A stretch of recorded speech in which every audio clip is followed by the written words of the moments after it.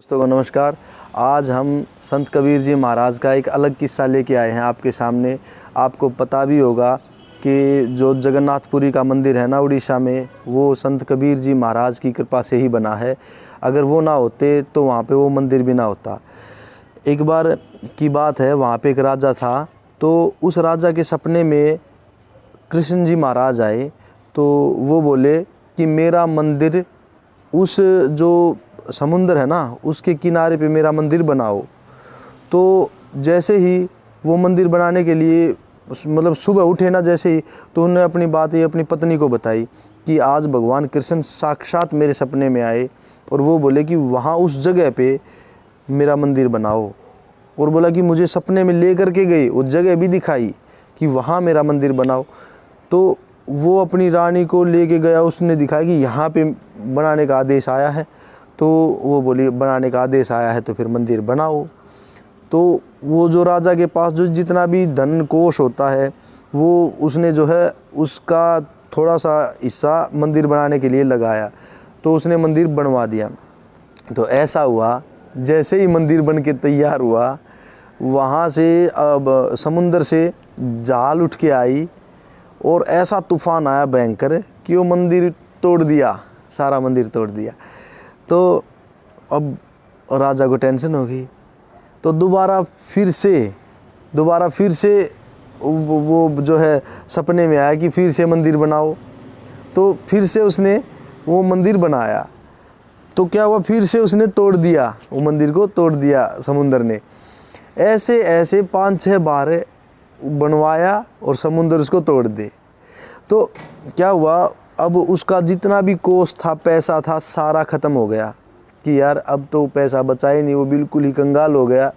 तो बोला कि अब क्या करूं, अब राजा जी का आदेश था कि मंदिर बनवाना है, अब करूं तो करूं क्या। तो वहाँ पे संत कबीर जी महाराज आए। तो वो क्या हुआ, किसी ने बताया कि भाई ये जो संत हैं ये बहुत ही पहुँचे हुए संत हैं। वह वैसे भी वो बहुत सारे संतों के पास घूम चुका था। जो भी संत आते वो कोई असर नहीं कर पाते। तो संत कबीर जी महाराज आए। तो वो बोले, हाँ राजा जी अब मंदिर बनाओ, अब नहीं टूटेगा। तो बोले कि अच्छा, ये उसको यकीन नहीं था कि ये सच्चा संत है। तो संत कबीर जी महाराज बोले, मैं यहाँ पे हूँ, आप निर्माण चालू करो, मैं यहाँ पे बैठा हूँ। संत वो जो है एक वहाँ अभी भी है, वो कबीर चबूतरा बोलते हैं उसको। तो उसके ऊपर बैठ गए। तो समुंदर के किनारे पे ही वो चबूतरा, बोला कि मेरा यहाँ पे चबूतरा बनवा दो, मैं इसके ऊपर बैठा हूँ और अपना ध्यान भजन कर रहा हूँ। तो वो बोले ठीक है, वहाँ पे बनवा दिया। वो जब निर्माण करना शुरू किया तो समुद्र की वही तूफान लहरें उठ के आई।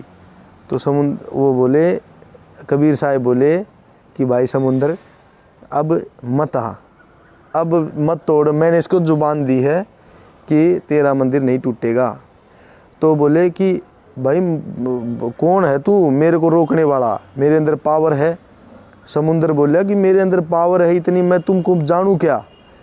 तो कबीर जी महाराज बोले, अगर तेरे में इतना दम है तो तोड़ ले, फिर दिखा दे तोड़ के।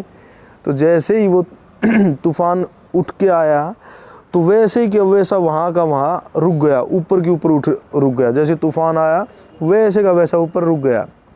तो अब वो परेशान हो गया। वो समुंदर भी ये कहने लगा, उसका देवता प्रकट हुआ कि ये, उसको भी समझ गया कोई और ही शक्ति है ये। तो बोला कि महाराज इसने ना मेरे मतलब पिछले जन्म में कुछ इसने मेरा नुकसान किया था, इसने जो ये मंदिर बना रहा है, तो मैंने कसम खाई थी इसका अपमान करूंगा, कि बेइज्जती करूंगा, तो इस मंदिर को तोड़ना ही तोड़ना है। तो वो बोले कि भाई मंदिर तो मैं देख तोड़ने नहीं दूंगा, तो इसके बदले में तो एक काम कर, द्वारिका में जो कृष्ण जी की नगरी खाली पड़ी है उसको डुबो दे, ठीक है, मगर मैं यहाँ अभी मंदिर नहीं टूटेगा। तो वो फिर द्वारिका वाला जितना भी कृष्ण की द्वारिका है वो वहाँ पे डूबी, क्योंकि उसने कोई पिछले जन्म में, कई जन्मों में कोई राम का रूप रहा होगा, उसने कोई श्राप दिया होगा या कुछ झगड़ा था, इस वजह से उसने वो मंदिर को तोड़ना ही था।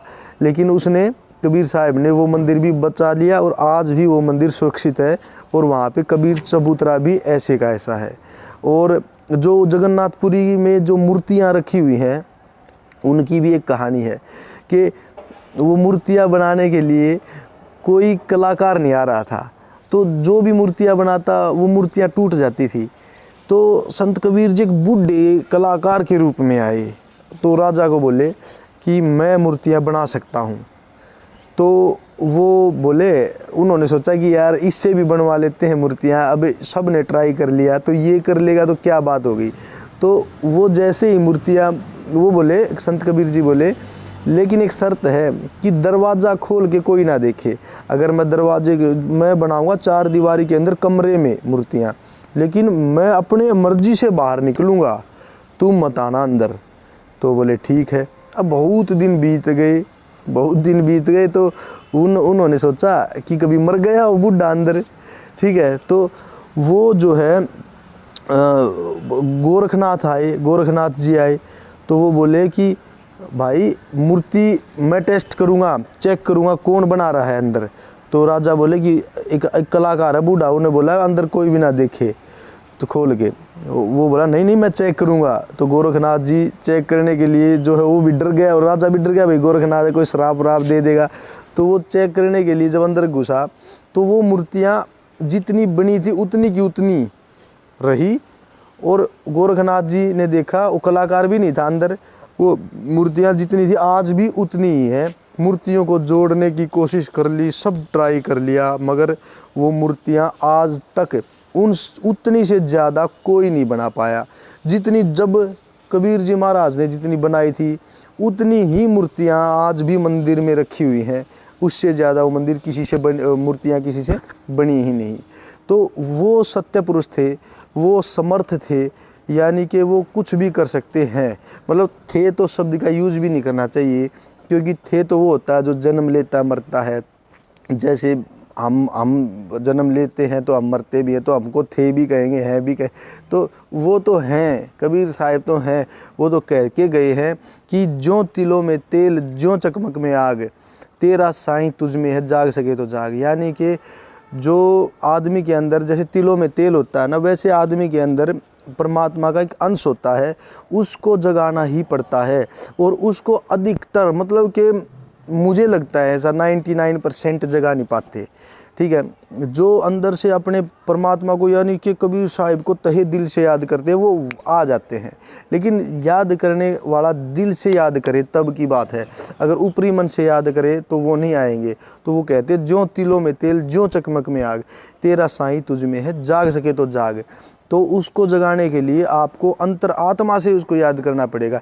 लेकिन हम क्या करते हैं आज के ज़माने में, हमको धन माया भी चाहिए, बीवी बच्चे सब कुछ चाहिए, कुटुंब कबीला ये सब कुछ चाहिए, और इसकी उम्मीद में फिर परमात्मा को भूल जाते हैं। हम सोचते हैं कि ये बेहतरीन चीज़ें हैं, लेकिन ये नहीं पता कि नित्य है वो, बाकी सब अनित्य है, नाशवान है, सबको ख़त्म होना। और कुछ दिनों के लिए, कुछ मतलब छोटे से समय के लिए ही ये सब। अगर हमारे पास 10 लाख की गाड़ी भी है ना, समझ लो वो 8-10 साल की उसकी लिमिट होती है, उसके बाद वो ख़राब, उसको बाद कबाड़ी में बेचना होता है, ठीक है। ऐसे ही कोई बड़ी चाहे कोठी हो, बंगले हो, उनकी भी एक थोड़ी सी समय सीमा है, उसके बाद उसको भी तोड़ के नया बनाना होता है। तो ये अनित्य चीज़ें हैं, ईश्वर ही नित्य है, परमात्मा ही नित्य है, और कबीर साहिब ही वो सृष्टि के रचयिता हैं, मतलब पूरे ब्रह्मांड के, उसको सब चीज़ों का ज्ञान है, वही नित्य है।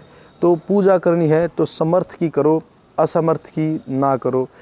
जय हिंद, धन्यवाद। जय संत कबीर जी महाराज की जय।